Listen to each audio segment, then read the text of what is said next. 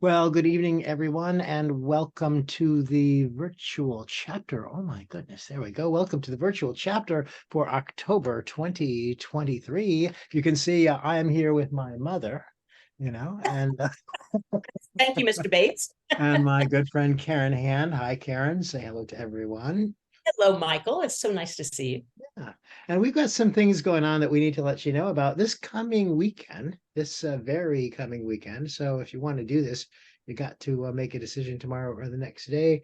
Is the Certified Stress Management Consulting course through IAC, the specialty certification. And you can go to the IAC website, or you can call them up tomorrow if you'd like to be in that. It's going to be a great class. We've got like 20 people or something going on. I'm rather excited about it and looking forward to that. So there's that in just a few days. And Karen, I'm hearing rumblings from the ground in Chicago. Some Yes. as they once said in those commercials for 2010, something's coming, something wonderful. Yes. What's it going to be? Join us for the Mid-America Hypnosis Conference, October 20th, 21st, and 22nd. So it's right around the corner. It's in Arlington Heights, a brand new hotel this year. So if you attended last year and thought the hotel was just gargantuan, it will be a little bit more manageable this year. Lots of great speakers. It's wonderful. Dan Candell is the keynote speaker. And it's a lovely small conference where we can really get in and work with each other and talk to each other and learn from each other. So that's coming up the 20th, 21st, and 22nd. Do you have anything else in October, Michael?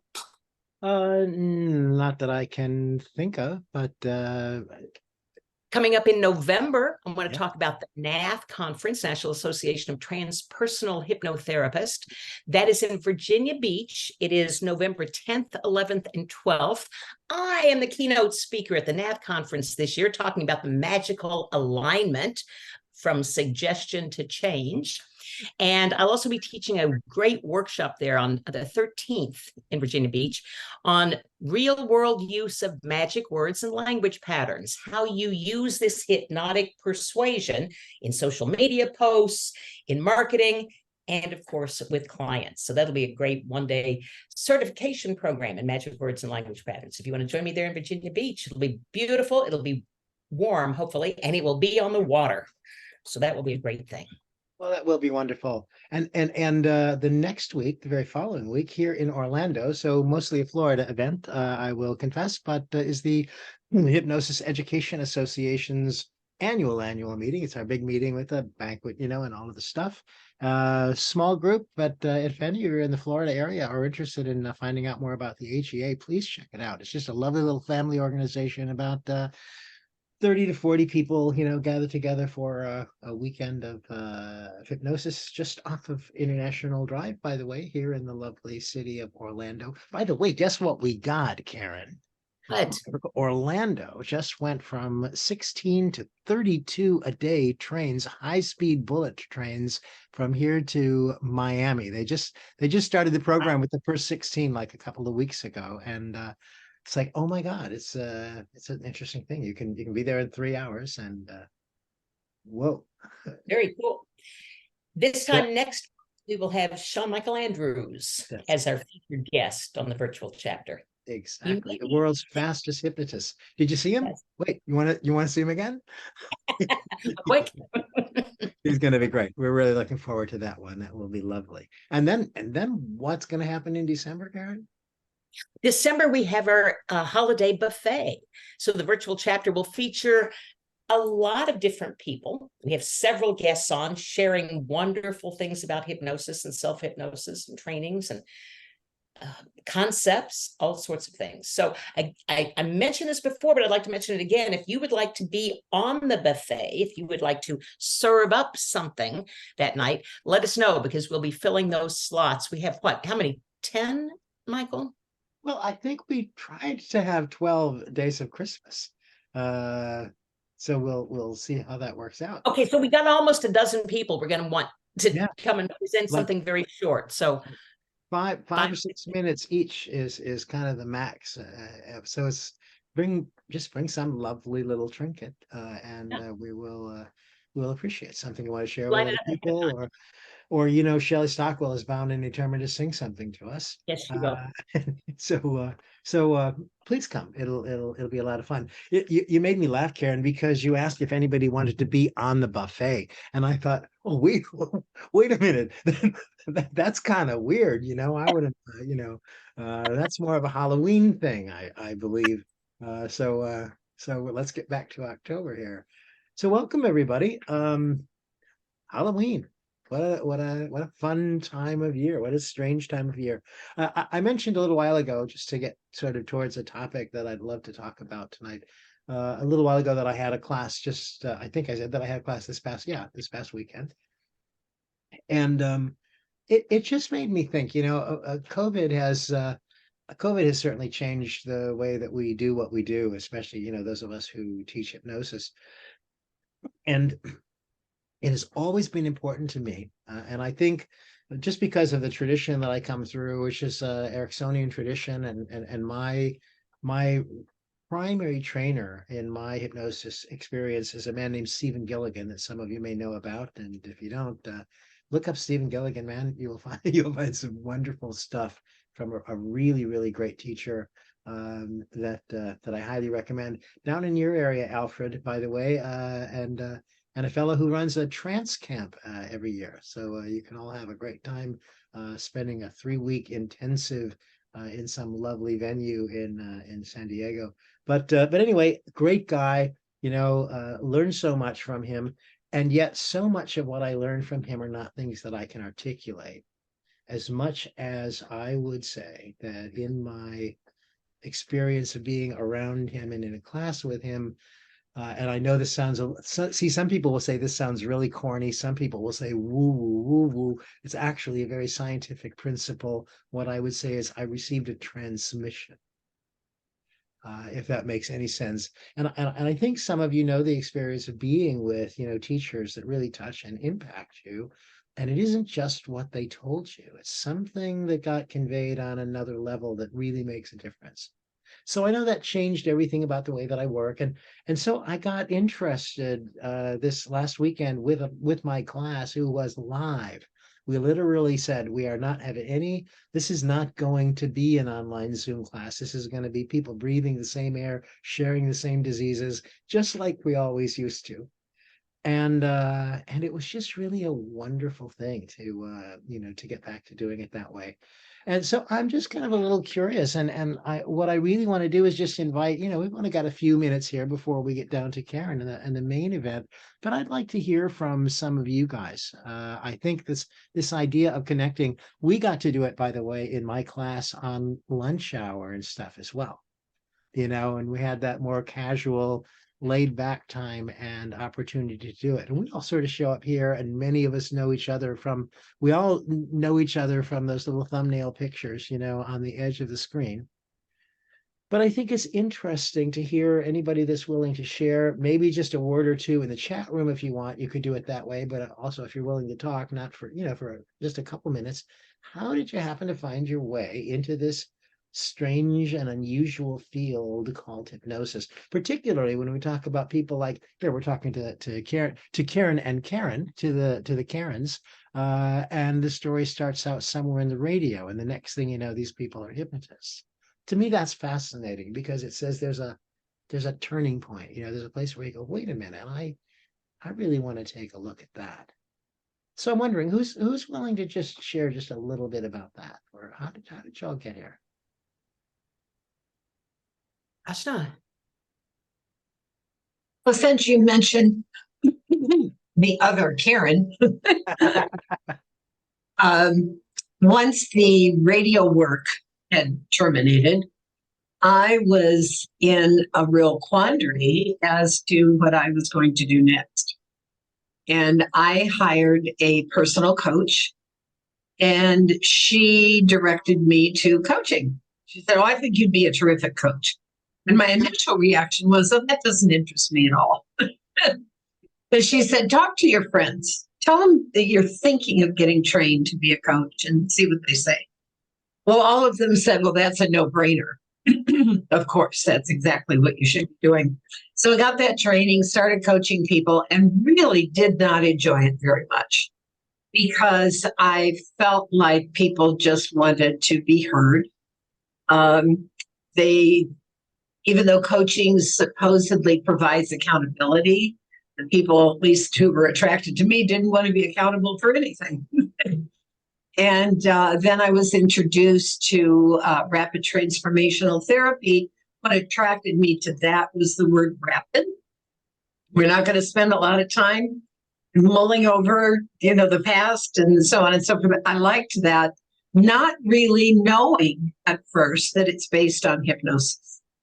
So I guess ultimately I fell into hypnosis sort of accidentally. And then I've gone on to study other processes and approaches and love what I do now. Yeah. Yeah, lovely. So I fell into hypnosis. I really appreciate, and I've got to tell you that really is my experience. I've told my story a billion times. So just the shortest version is that I was doing pastoral counseling. I was doing guided imagery processes that were really big in the late 70s. This was kind of this new thing in counseling psychology, but inviting people into meditative states and experiences. And then one day I had a client who told me it was hypnosis, which hadn't occurred, had literally not occurred to me before. And it's like, oh gosh, that is what this is. So then of course I took it seriously, and I found people who actually taught things called hypnosis and understood what they were working with. But that's right. Yeah. It's My like father, oh, I'm sorry. My Rosh, father, if you don't mind, Karen, let's give Roshna a chance because we're running out of time. sure. I know. Yeah.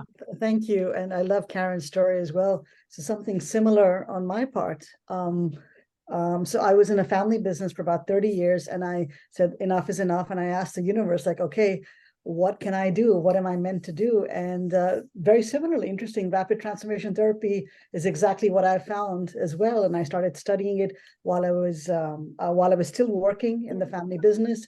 And in the process, I was also very spiritually meditative. And it was so funny as to how what Michael said, what Karen said, it was just really just juxtaposition of both. It really gave a lot more, I would say, a physical outlet to that meditativeness on a day-to-day basis that you could actually work with people. It's like, instead of just being a spiritual meditator to yourself, you could actually apply hypnosis in a way that could actually heal people. So for me, it was just like everything coming together, and truly my calling is what I call it. So thank you. Nice. Yeah. So this journey that all of us were on to connect in a more meaningful, richer way with who we are and what's at the center of us, right? And at the center of the people that we work with. Karen, I'm sorry, I just talked. I'm curious if we have any non-hypnotists on the show tonight with the show up with the raise of hands. We have anyone who's not a hypnotist? We are all hypnotists here. Sometimes we get some people who pop in and they're not hypnotists either. So I'll be giving some inside information tonight for anybody who pops on and is not a hypnotist. They're going to learn some things that maybe they didn't know or think about with hypnosis.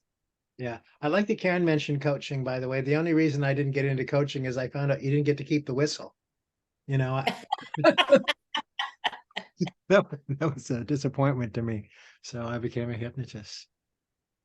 So anybody else got just a couple more minutes just to get acquainted? And what brought you here? What brings you into hypnosis? Jennifer. Because I like to be a joiner. My story, I like to hum the song I Saw the Sign. I saw the sign. Yeah. Because I kept getting that tap, tap, tap. I was using some self-hypnosis for all different things. And then I realized that, oh my gosh, a course came online from the person that I was listening to. And so we had just had quite a few young people in our community over COVID not come out the other side. So they'd committed suicide. And I just really was looking for something to help people with the distress that they were in. And that came online, and that changed my whole life. And, now only a couple of years later, but I realized that I'd been doing it the whole time. When you start to study it, changed my life, because you just keep learning and learning, and then you look back and go, wow, it's actually what I've been doing my whole life. But now I get to actually have a structure, and every time I do my when I get to work in a few clients, it's amazing. It's just, life-changing and always learning. And thank you guys for always being here for me and my community, being part of my community. We love you in the community. That's You're the other part of it that I was interested in. I know we've got just a couple more minutes for this, but the other thing that I would say is, how are you? Have any of you found any particularly helpful ways to keep yourself connected with the hypnosis community? Hopefully, that's one of the things that we're doing, but there are some of us who started out in some little place where there was, you're the only one in the village, quite literally, and you didn't know anybody or have access to anybody that was doing that. And for those of us who were older, before all the organizations were in place, you really didn't know anybody. You thought you had probably invented hypnosis yourself. So it's so important to me to have that connection. And I'm wondering if anybody else has experiences of that and of finding their tribe locally or otherwise. I'll say I went looking for my tribe early on and found that I didn't always agree with a bunch of the hypnotists that were around me. And I thought, maybe I don't have any idea what I'm talking about, until I found a new tribe. And I found that actually at HypnoThoughts. I went to HypnoThoughts, which is the largest collection of hypnotists. You're bound to find your tribe there. And I found people who I was aligned with hypnosis. I met Michael Watson there and flourished. So that's one of the ways I stay connected, is by going to conferences. I like the in-person ones even better than the online ones, because the in-person ones allow you to meet and greet and do that kind of stuff. And that's how Michael and I met. But I think it's really, really, really valuable to go to things. I want to point out one other little thing real quick. I sometimes in the early days would go in and say, wow, I don't agree with that. Wow. And I would just knock it off, take it off. Oh, that's not right. I don't like that. And I figured out, the longer I was in this, the way to change that. When I go to any talk now or listen to anyone speak, I'm curious about what I can get out of that. What is the one thing I can pick up for that? What is one little nuance that maybe I'd never thought of before that can come from a brand new hypnotist, can come from an aged hypnotist, can come from the wisest one among us, or somebody who's just asking a question? That kind of stuff just comes to us. And so that's why I think it's so important for us to stay in touch and evolve with the times. Yeah. Right? Yeah. Yeah, the Times or the New Yorker or whatever magazine you like. But quite seriously, you're absolutely right about that, Karen. If you spend your time listening to people that you agree with, you're probably not going to learn nearly as much, right? Because it's the stuff you've already got. Sometimes you learn just from having a good scrap with somebody how wrong you are about something, Right. And that can be helpful too. But yeah, And there are hypnosis cults in our business. There are hypnosis cults in our business. So beware of hanging out with just the people who agree with. Oh, I'm sorry. I want to know hypnotists that think differently than me. Yeah. So anyway, good stuff. We're only a minute away from the top of the hour here. At which time did you hear me say which time? I've got the mug to prove it, by the way. At which time something very Halloweeny is going to take place. And that is that our great friend Karen Hand is going to chat with us about the topic of the day and share some of her wisdom. I got to tell you some stuff about Karen, because I remember meeting Karen at HypnoThoughts, by the way. It was so lovely. And the good news, Karen, in case you're not clear about it, it changed my life too. It was just a wonderful moment, a wonderful meeting, and and somebody who's been in my life ever since. And that's probably, how many years ago, Karen, is that? Well, we've been doing the show together, over 5 years? So that was a while 5 back. years. Yeah, I'm thinking it seems like Seems like forever. I know. I know. Well, yeah, I know. Some days, and other days like only a moment. Anyway, Yes. You've been such a blessing, to me and to the virtual chapter and to all of us. So once again, welcome.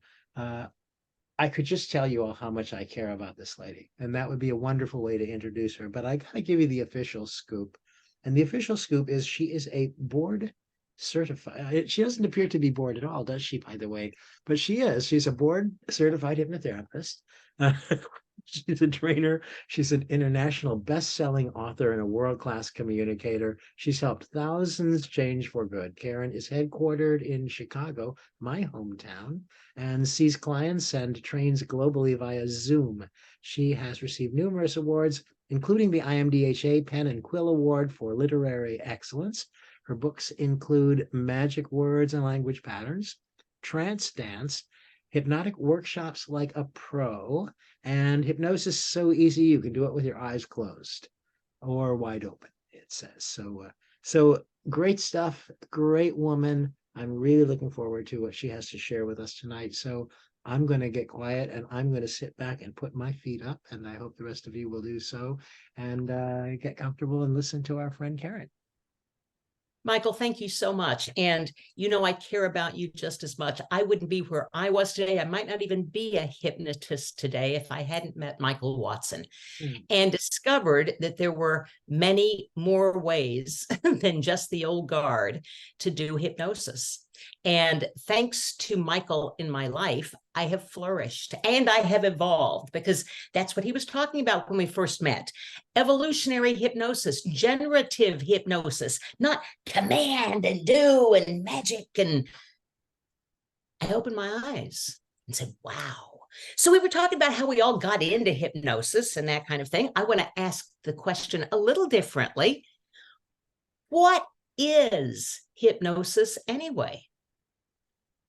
What is hypnosis? Alfred, I'm going to call on you first. There are no wrong answers here. I would like to hear 2 or 3 opinions, yours in particular. Alfred, in your opinion, what is hypnosis? Thank you, Karen, for calling on me. Basically, what I've learned and what I tell my clients is something that it's a deep state of relaxation where we essentially calm the conscious mind, and it allows the focus and concentration of the subconscious mind that we can work with. And that's what I've come to tell my clients, and they say, oh yeah, I understand that. Beautiful. Perfect. Susie, do you have a definition you'll share with us? It's pretty close to what he has. I just changed the wording a little bit to, we put the consciousness in the back seat and we let the conscious in the back seat and let the subconscious drive.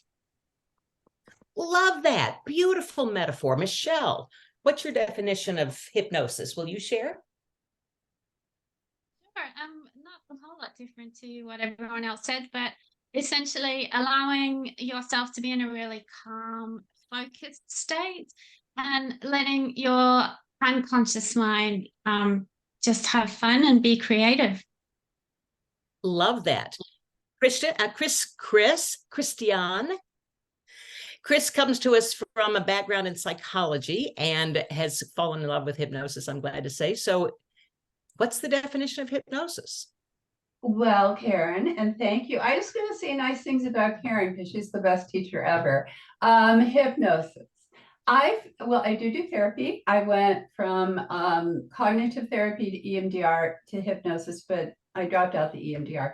I feel like I explain it to people as getting below the buzz, right? That you kind of just drop down into everything else, whether it's relaxation or getting in touch with things that maybe you're not so much in touch with, but they find it really helpful and I really love it. And I'm glad to be here and glad to have had the experience with Karen that I had. Thank you very much, Chris, for saying that. You were an excellent student, and she's an excellent therapist too, by the way. Thanks, Karen. Dr. Rocky. Wes Rocky came from the medical world, an actual DR period Rocky, and then found hypnosis. What's your definition of hypnosis, Wes? Well, it's a practical way of navigating the now moment, particularly when the life throw you a left hand in form of the disease. Then it's pure improvisation. for the sake of survival? You see, we all bring a little bit of something different to this, do we not? We all bring a little something to it. You ask 100 hypnotists their definition of hypnosis, and you're going to get 100 answers. Ask 100 people who are not hypnotists, and you're going to get another 100 different answers. In my humble opinion, hypnosis is BS. Belief system. It's all about belief system. It's all about belief system.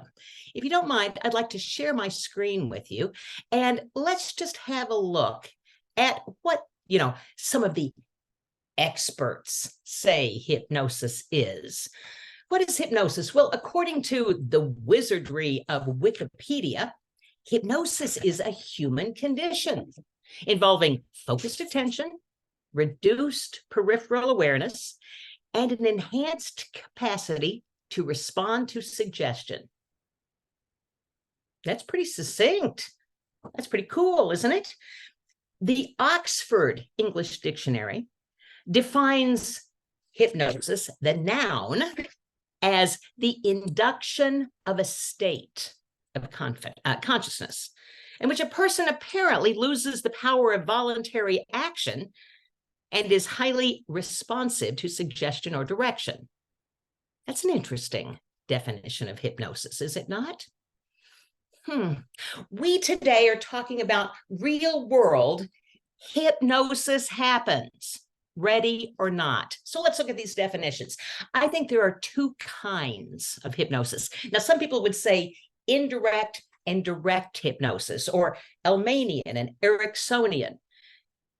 That's inside stuff. That's what we get from the training. Okay, let's get real about hypnosis. I believe, and remember, you're welcome to disagree with me. You are welcome to believe a different thing, because the only thing I am capable of sharing with you today is my belief system.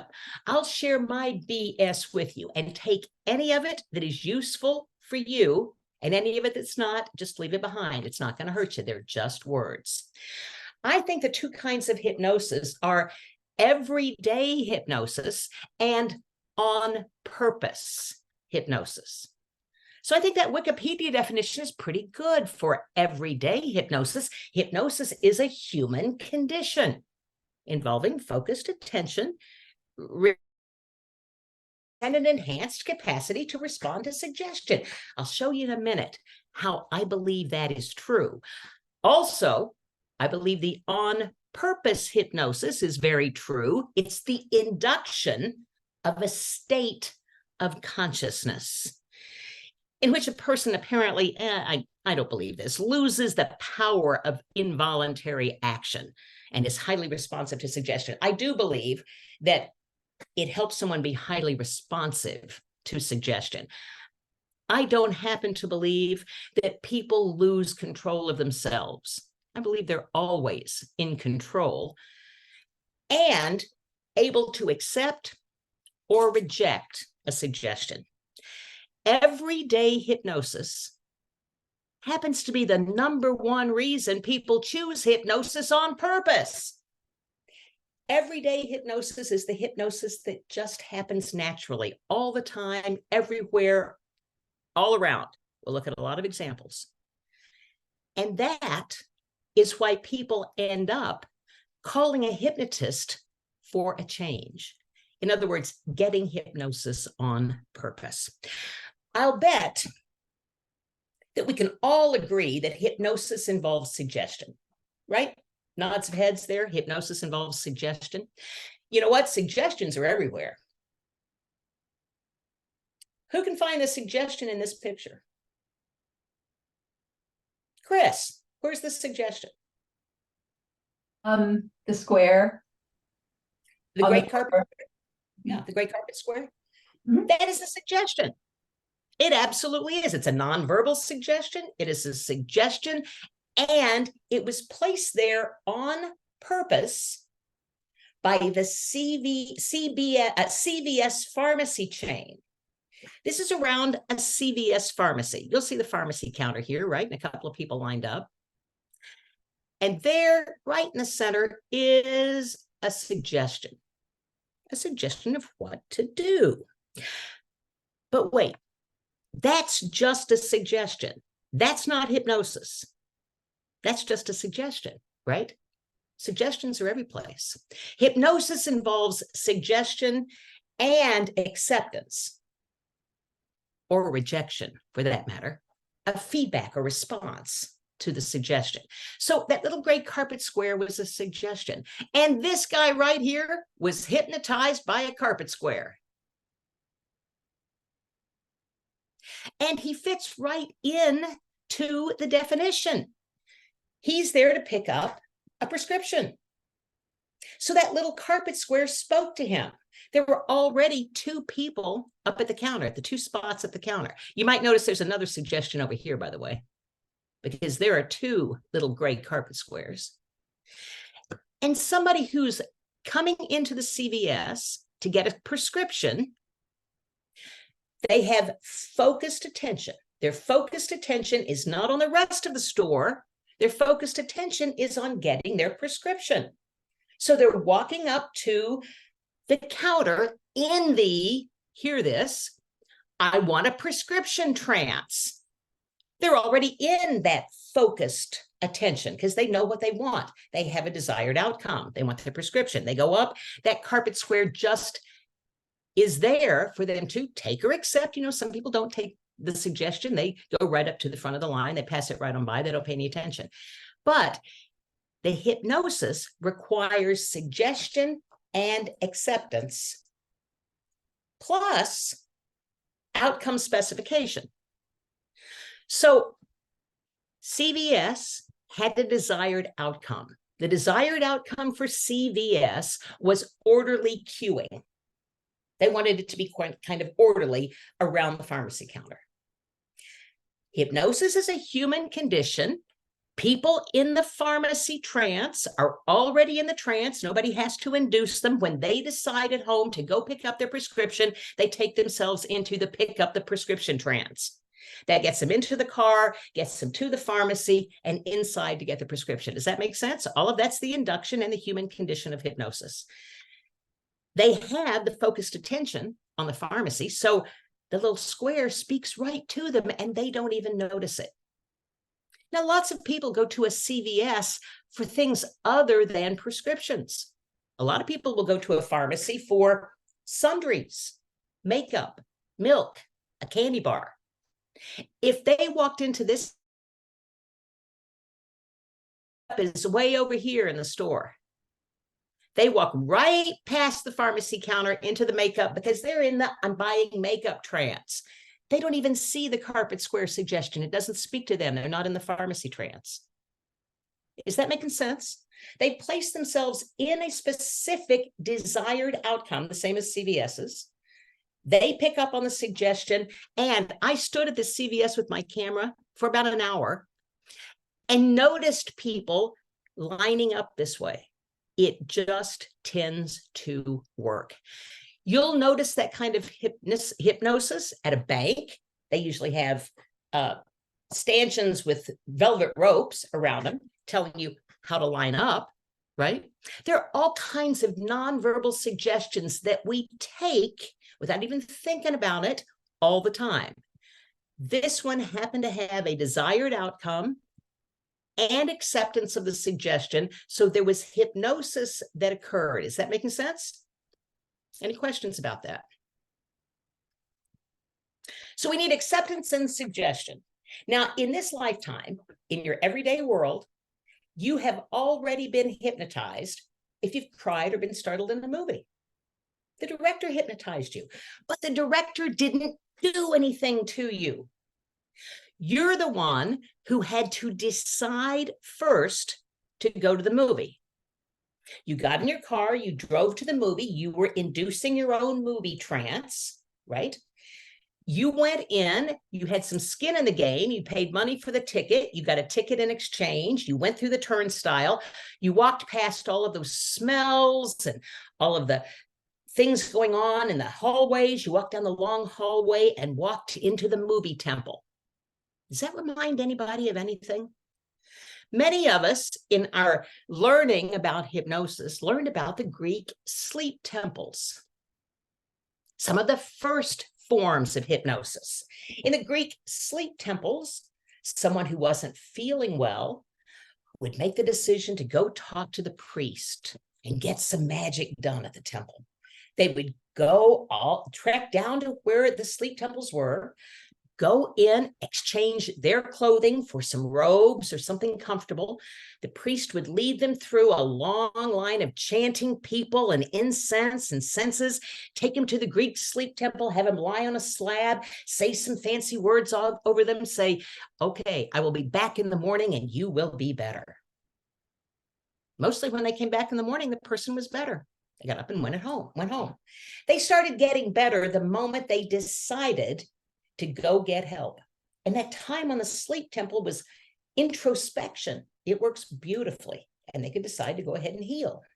So a movie theater is a lot like that. You're inducing your own trance. You're walking in, you're exchanging things, you're walking down those long hallways and into the entertainment temple.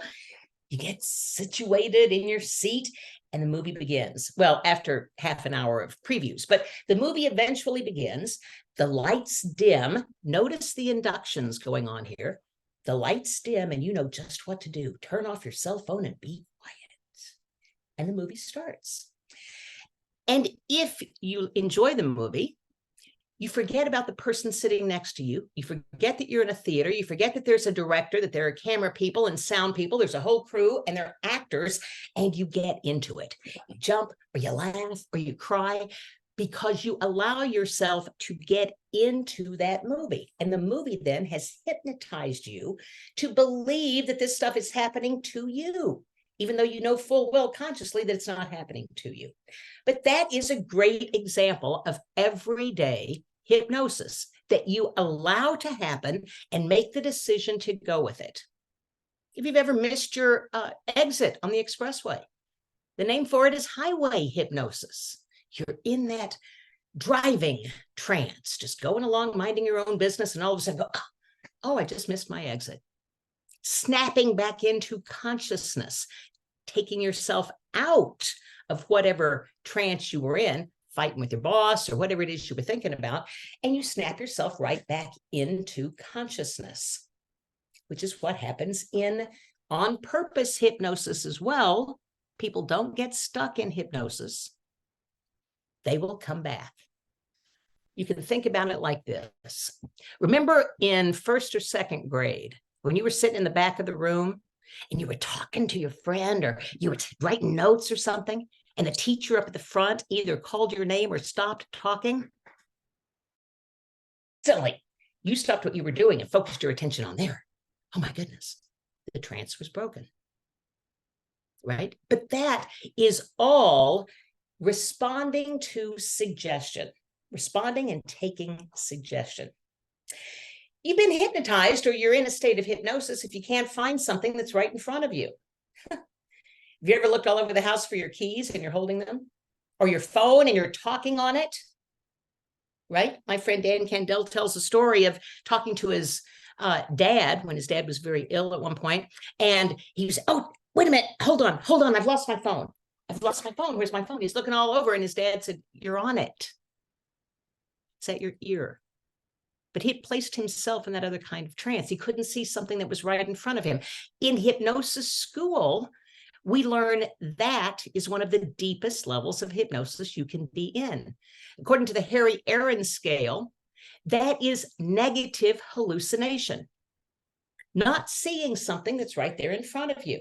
It's a very natural state of everyday hypnosis. You don't see something that's right in front of you, mostly because you have given yourself the suggestion, I can't find my keys. I can't find my keys. I can't find my keys. And then you can't until somebody says, they're right there on the table. So that is an everyday state of trance or hypnosis that we put ourselves in. You can't remember what you ever saw in that guy you're breaking up with. What did I ever see in him? Another deep level of hypnosis. That is positive hallucination. Putting something on that person that is not even actually there. Positive hypnosis. We do it to ourselves. It's everyday hypnosis. It happens all the time. What about you tell yourself, I can't sleep? You're rolling in bed. Oh man, I got to get to sleep. I can't sleep. Why can't I sleep? I can't sleep. Right. You're taking the suggestion you're giving yourself. I can't sleep. If you can't sleep, rather than roll around telling yourself that you're not sleeping and you're unhappy about that, how about get up and do something else? Get up, go to the bathroom, get a drink of water, do anything else that is not sleeping, right? And then go back to bed. You changed your trance. You've hijacked your own trance. That is self-hypnosis. It works the other way too. You tell yourself you can do something and then you do it. Self-hypnosis. I can do this. I'm going to do this. Karen Ross told us a story earlier about taking some training, and yes, she just didn't like what was going on. She didn't like it, but she found the right thing and she loves it. Yes, she found something that she aligned with, and now her joy is behind that. That too is everyday, real world self-hypnosis. Suggestion, acceptance, and then you've got feedback that it actually happens. Think about this everyday routine trance. Taking a shower. The shower trance. I love the shower trance. I have some of the greatest epiphanies in the shower. I'm curious, what do you wash first? You don't have to tell me, but what do you wash first? What do you wash second? What do you wash last? Do you ever wash the last thing first? Or do you always wash the first thing first and just go in motion? Most people, not everybody, because none of these are generalizations that apply to everybody. You can never, the best hypnotist in the world, can never hypnotize all of the people all of the time. But almost anybody can hypnotize some of the people some of the time. We are our best hypnotists. We hypnotize ourselves all the time. In the shower, we get in, we just start doing the thing. And our subconscious mind is free to think and wander. We don't have to pay any attention to what's going on, kind of like driving. And so we're in that trance. That's sometimes why we have some of the best epiphanies there. Another example of real world hypnosis, there's a new book out about Elon Musk, written by Walter Isaacson. It's a biography. And it came to my attention because of this article that was in the Insider recently. Notice the big headline here. The headline on this article, hypnosis as a child, managed to convince his sister that she was a dog and to eat raw bacon, according to this new book. Now, I'm not sure what message Walter Isaacson was delivering, but he certainly does make it sound like Elon Musk has this hypnotic power, does he not? Later on in the book, by the way, it talks about Elon Musk's sister, Tosca. She's a little bit younger than Elon, about 3 years younger. And later in their childhood, she was very social. Elon, a loner. He wanted to go out and do things, but he really didn't have many friends. His sister had friends, and so he would tag along with his sister and her friends and go places with them. But Tosca commanded that he walk 10 feet behind them at all times. And he did. He took a book so that when they went into a party, he sat in the corner and he read his book and then went home with the crowd. Now, who hypnotized who there? Didn't she command him to walk 10 feet behind? Isn't that the definition of hypnosis? She gave the suggestion or the command or whatever. It was just a suggestion. Let's get real. She gave the suggestion that he walk 10 feet behind, and he did. And that is because hypnosis requires suggestion and acceptance and leverage. It also requires leverage. And my mouse has gone to my iPad. Let me get rid of that because I need it here. Yes. So hypnosis also requires leverage.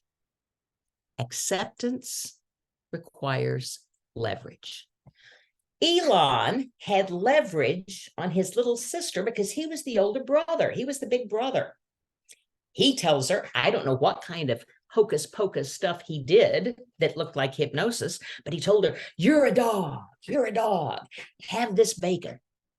The little sister takes the bacon and eats it. That looks like hypnosis. She followed his command. And I'm saying it's leverage because she was younger. She wanted to impress her older brother and she was about to do anything. And being younger, she probably didn't know that bacon was bad when it was raw anyway. Later on, she had the leverage. If you want to hang out with us, you can, but you have to stay 10 feet back. And he complied because she had the leverage. Let's go back to hypnobasics for a moment. The easiest way I know of to explain hypnosis and how it works is a parking lot. So before this parking lot was a parking lot, it was a beautiful vacant field. Can you imagine that? Can you imagine the beautiful vacant field that it was?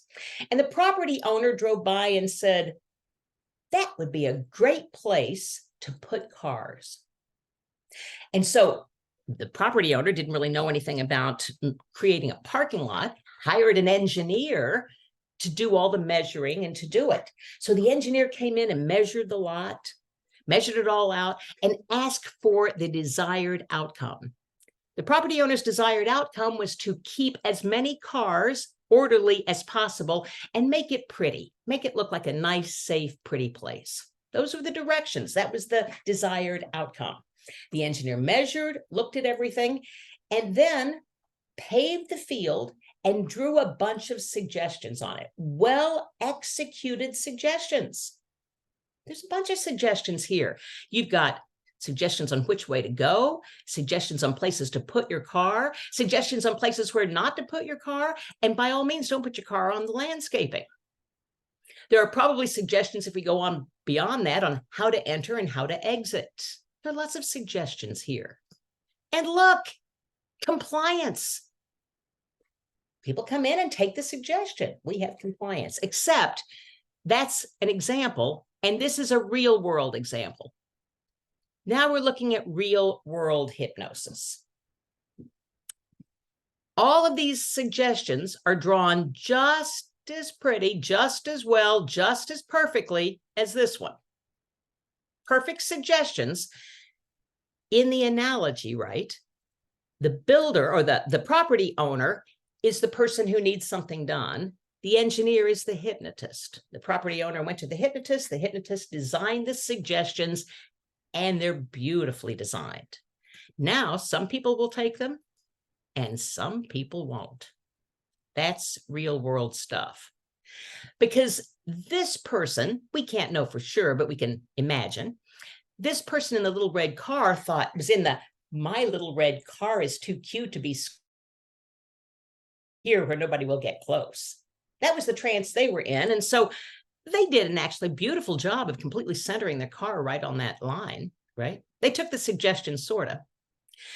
This guy over here didn't take the suggestion of parking straight, but he parked. And then this guy said, well, I can take that suggestion too. I'm flexible. I can go that way too. Everybody, though, in this lot is in the parking trance. Everybody who pulled in decided to leave their car in that lot. They didn't leave their car just out here willy-nilly on the street. So everybody in this lot, even if they're not perfectly in the perfectionist trance, they're in the parking trance. All of these people are hypnotizable because all of them took the suggestion to take their car off the lot or off the street and put it on the lot. The intended outcome for the parking lot was to have a nice, safe place for people to put their cars. And the intended outcome for drivers is to put their car in a safe spot off the lot. The leverage here is the ticket. If you just leave your car randomly out there on the street, it could be towed away. Police could give you a ticket. It could be stolen. Anything can happen. So the leverage to get you to take the suggestion to put your car in the lot is not getting a ticket.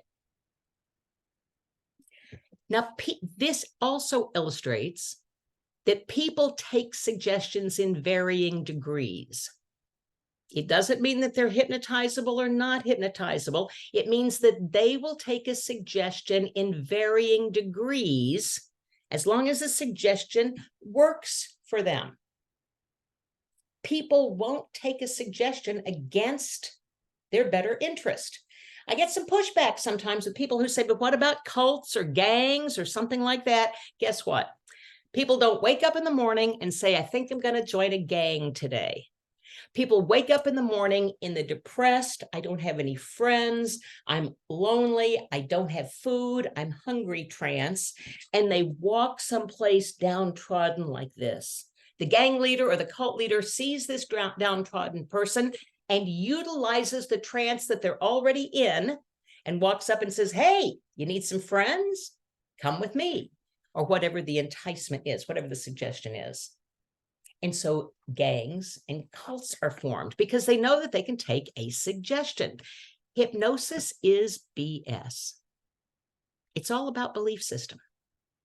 It's all about tapping in to a person's belief system and moving from there. Hypnosis is about the belief system.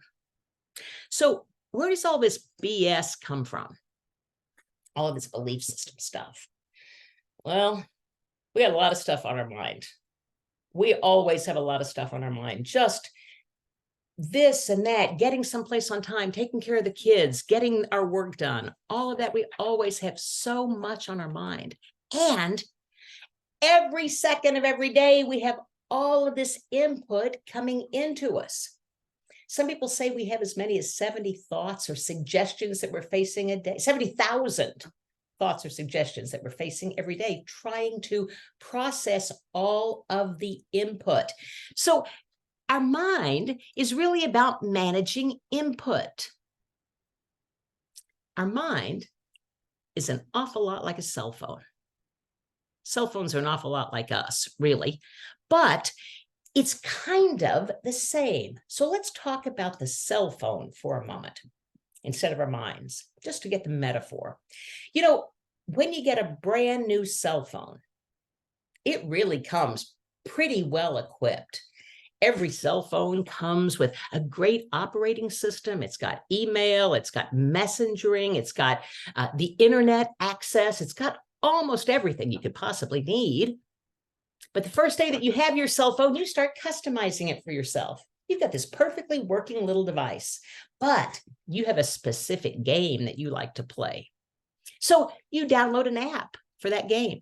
You want a particular scheduling program. So you download an app for that program. And you download apps until you get that phone just exactly the way you want it. We download a bunch of apps, don't we?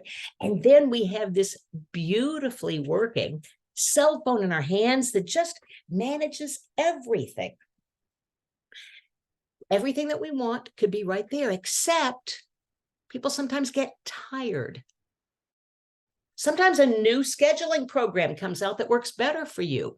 Sometimes your program that you downloaded is outdated. I'm curious about what you do with an outdated program. As a matter of fact, if you don't mind, Susie, if you have an outdated program on your phone, what do you do? Or an outdated app on your phone, what do you do? Would you unmute and tell me? It depends on the app. I either get rid of it or upgrade it or change to something new. Do you ever just leave that app on your phone after you're through with it? Not usually. Good for you. Because, thank you, Susie, for that. That was the exact perfect answer. I went to the iPhone, I went to the Apple store to get a new iPhone once, and this was in the olden days when you couldn't do it yourself. I gave it to the Genius Bar. They transferred all of my information to the new phone. And the woman at the Genius Bar said, do you know you have 9 pages of apps on this phone? And I said, no. She said, do you use them all? And I said, I don't even know what most of them are. And she said, do you realize that if you have all of these apps on your phone, it's using up battery life and using up bandwidth, and it can really mess up the works of everything? And all of those apps are active, waiting to jump out wherever they're needed, even if you don't necessarily use them anymore. So she let me know that it behooves one to upgrade your apps, delete apps, keep your phone active. What she didn't know was it was the birth of a brand new metaphor for me and how all of this actually works. Because, well, our brain doesn't look like a cell phone. Our brain looks more like this. I think the cell phone's a little easier to look at, but we have all these neural pathways that are going on. You see something, and the neural pathways go to something you know that's like it. Is it dangerous? Is it okay? Is it safe? All of these things are happening at the speed of thought at all times, just like on your phone. And if you have apps in your brain, behavior apps that are running, even though they're outdated, they can jump out anytime they want to. They're using up battery life and bandwidth and ready to pounce, a little bit like spell check, which finds its way into conversations it has no business being in sometimes. But it's ready there to jump out because you downloaded it onto your phone. And at the speed of thought, we're going from a suggestion to a decision to an action, all at the speed of thought. So in the real world, Hepp's law says things that fire together, wire together. We have comparisons that are being made in these neural pathways at all times. How do we get from the accidental, everyday hypnosis that happens to us to on-purpose hypnosis? Happens kind of like this. Tell you a story about this client that I had. A woman called me one day from her front porch. She was sitting on her front porch and said, can you fix a spider phobia? And I said, well, that's easy. Tell me what's going on. And she said, I'm standing on my front porch. I'm scared to death of spiders. I just got home from the grocery store and I open the front door and there's a spider dangling right inside. I slammed the door shut and had to call my husband. He's on his way here to let me in the house, to kill the spider and let me in the house. That's the day. And at that moment that she decided it was time to get some help for this thing. It was time to call the witch doctor and say, can you do something about my spider phobia? So I said, sure, come on in. Fears are easy, I think, to work with. And so when she came in, I asked her about that spider phobia, and I asked about if this had been an ongoing thing in her life. And she said, gosh, as long as I can remember. I said, you know what? Let's go back and look at that very first time. Now, I do regression work, age regression work, for several reasons, for very specific reasons, because we're looking for specific things. My reasons for doing regression are if the client knows exactly where it started. Boy, let's just go back there and start there and look there. Why don't we? You know what you're talking about. I do regression if they regress right in front of me, if they kind of start talking younger or looking younger or getting younger right in front of me, or if their emotion is outsized to the event. Well, being trapped on your front porch, not being able to get into your house is kind of outsized. So I thought, let's do regression. Parts work probably would have worked just as well. I'm not saying that anything is better than anything else. It's just what I thought of at the moment. So when this woman regressed, she was about 3 years old when she saw me crawling across the floor. She reached out to pet it. And from behind her, her mother screamed, don't touch that, it'll kill you. Little girl saw the tarantula that was on the floor, generalized that out to all spiders, and downloaded the behavior app right there at 3 years old, avoid spiders at all cost. Boy, was that a brilliant program for her to download at the spur of the moment. All on her own, without anybody hypnotizing her or telling her to do it, except her mother, of course, hypnotized her when she screamed out, don't touch that thing. That caused the reaction. She downloaded that behavior and it worked perfectly for her for 40 years. She just avoided spiders. She had her husband kill them. She avoided them. But that day, it was so inconvenient. The behavior was so unnecessary for her that she decided to change it. As we did the regression and found out where it was, we did some informed child work. The grown-up informed the little one that she had much more power now. As a matter of fact, that was a brilliant thing for a 3-year-old to download, because a 3-year-old doesn't have much agency. A 3-year-old isn't too much bigger than a tarantula, so stepping on it wouldn't have been a great option at that point. So she downloaded the only option that she had, and she lived by that. That was her firm belief: avoid spiders at all cost. So she then, in the regression, informed the little one that they're much bigger now. They have other options. And I asked the grown-up, what might you do instead? And she said, well, you could step on it. You could swat it with a magazine. You could hit it with a fly swatter. You could just kill it. I'm a pacifist. I relocate spiders. I don't kill them. But I don't give advice to my clients either. I let her come up with what she might do now that she's a full-grown adult and has other options. She informed the little one that they had all of these other murderous options, homicidal options, and she was fine. She was okay with spiders. I got a text from the woman about 2 weeks later, and she said she was in the shower that morning and there was a spider in the shower, and she killed it with her bare hands and laughed as it went down the drain. Now, that was a successful change of behavior, right? A successful rewriting of a behavior app, as Susie put it. You rewrite it, you upgrade it, or you delete it. That was a much better use of her app to do something with it. I don't tell that story a lot to outsiders because I don't want them to think that we can create homicidal maniacs. I say that she was a homicidal maniac because she laughed when the poor little spider went down the drain.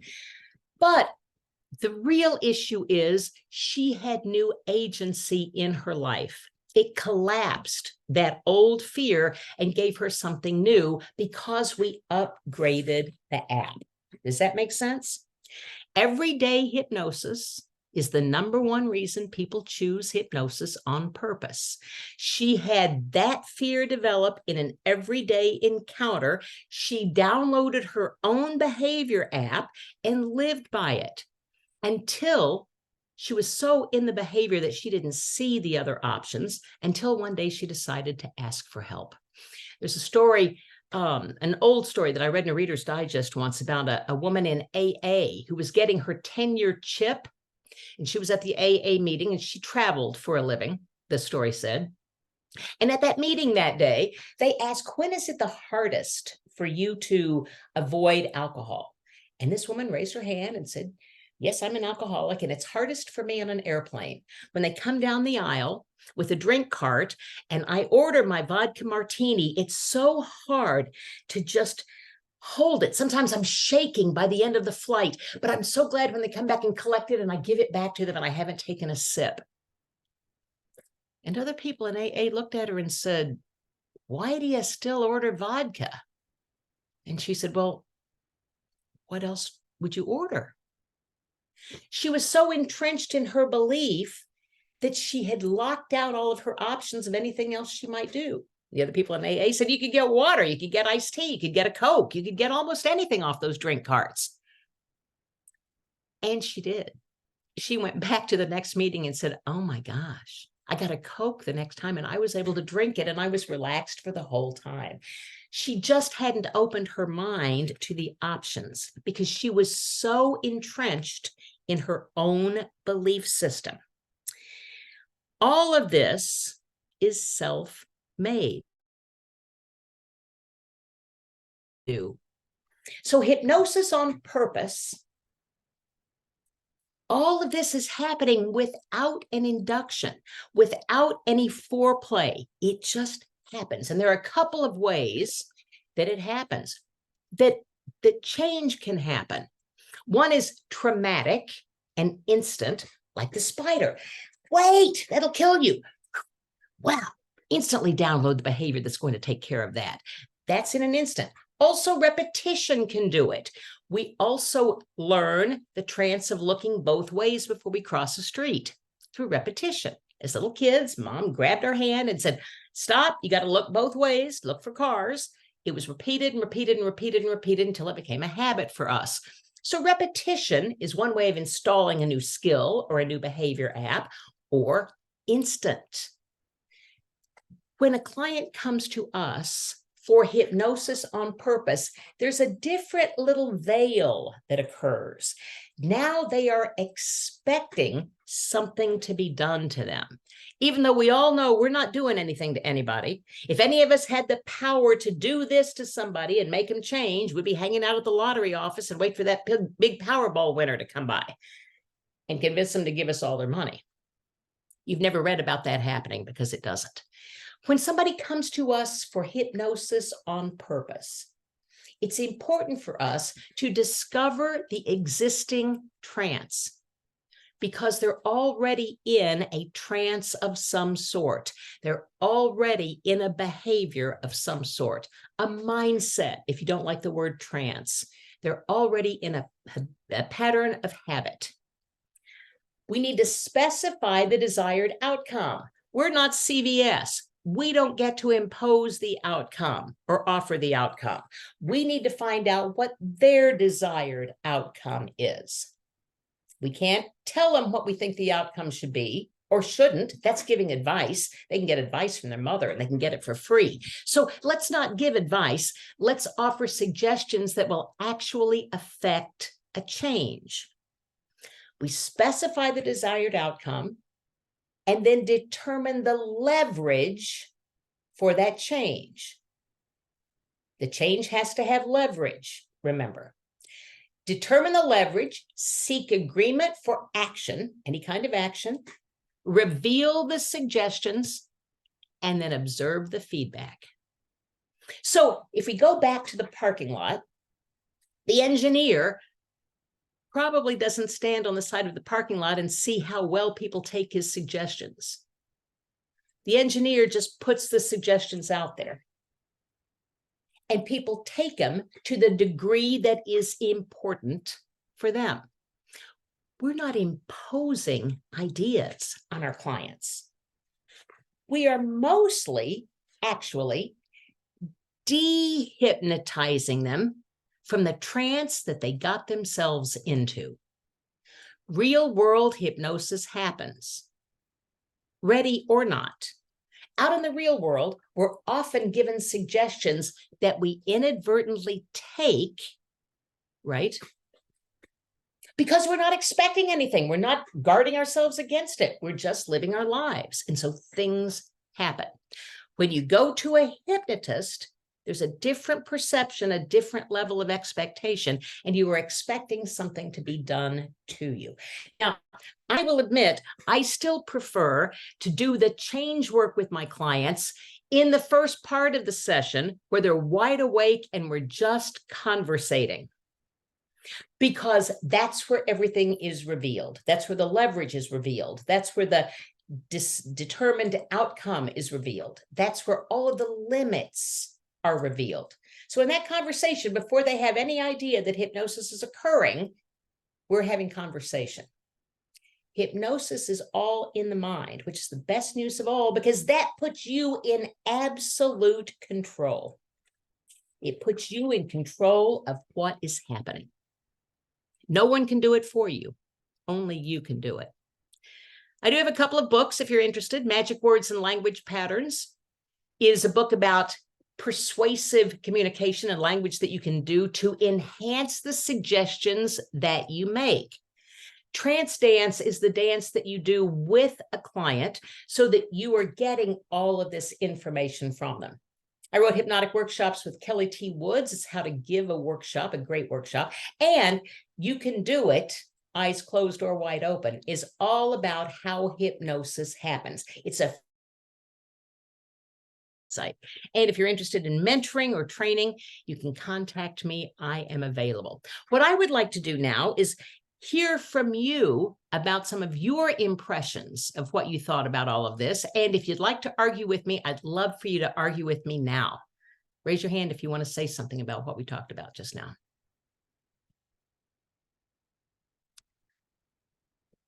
Nobody? No questions? I'm not dismissing class yet. Yeah, Wes. Yes, I believe that hypnotherapy is such a useful healing modality because, as you said, reflects life and enhances what is happening in life already. So, what I don't like in sessions often, our idea of giving them, subconscious mind, conscious mind, superconscious, whatever, which for me is kind of trying to sell somebody the bridge, Broadway bridge, that it is not necessary because this is what is happening in life, right? And life is about auto-regulation. So my question is how to focus on the daily hypnosis as a healing modality rather than using only therapeutic hypnosis. But I'm glad you brought that up, Wes, because I do like to teach my clients self-hypnosis, but not the kind of self-hypnosis where you go off for 10 or 15 minutes and close your eyes and give yourself the Emile Couillet, everything in every way mantra. That works. It's perfectly fine. And for anybody who's got the time to do that, I think it augments everything that happens. What I really want to do is help my clients in those real world situations guard themselves against suggestions that may not be beneficial to them. And I teach them how to hijack those trances.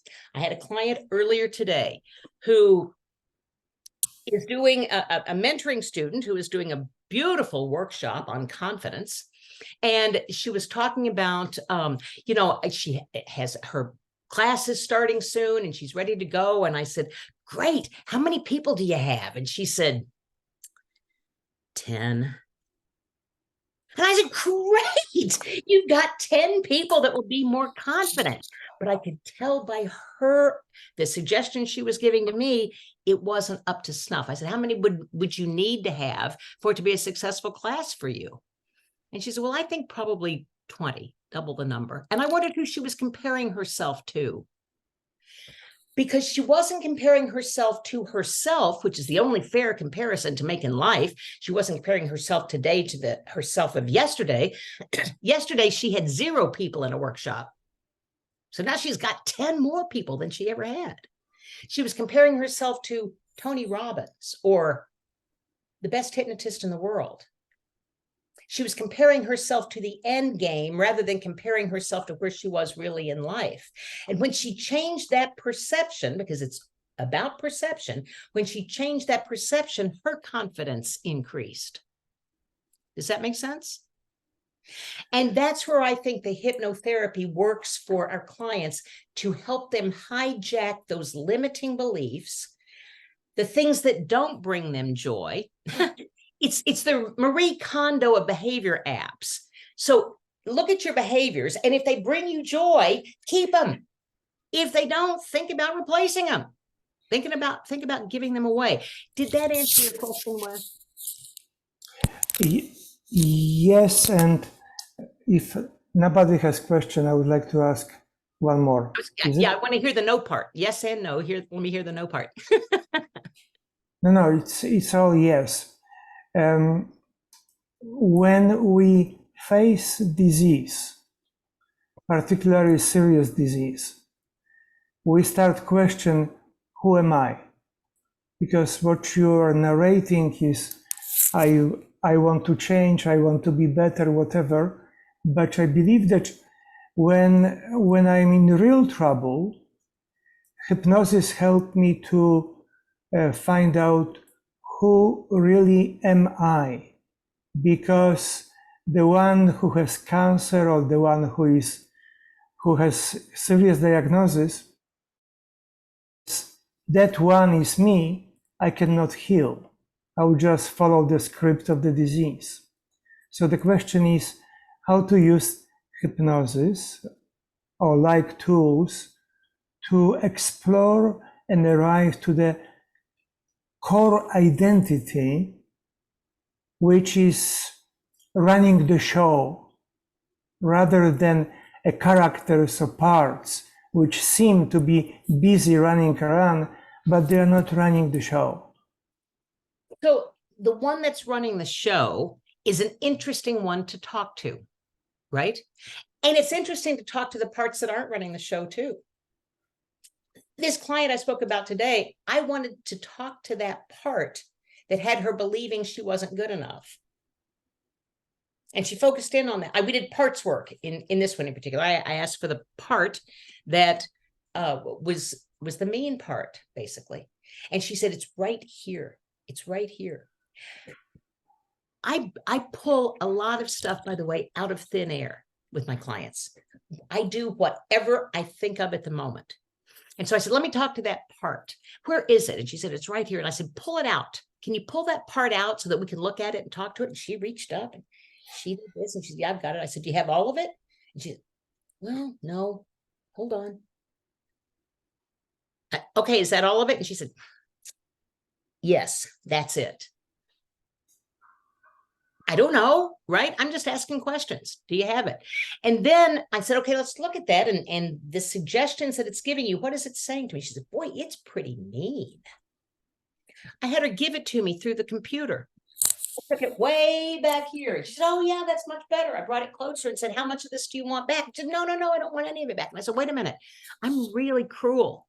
I'll give this back to you, but don't put it back in your head. Just hold it in your hand so we can look at it. I said, here, take it back. She took it and she looked at it. And I said, okay, what parts of it are useful? And she said, well, I mean, there is this one part that's useful. I said, well, if you want to keep that part, keep that part. She pulled it out.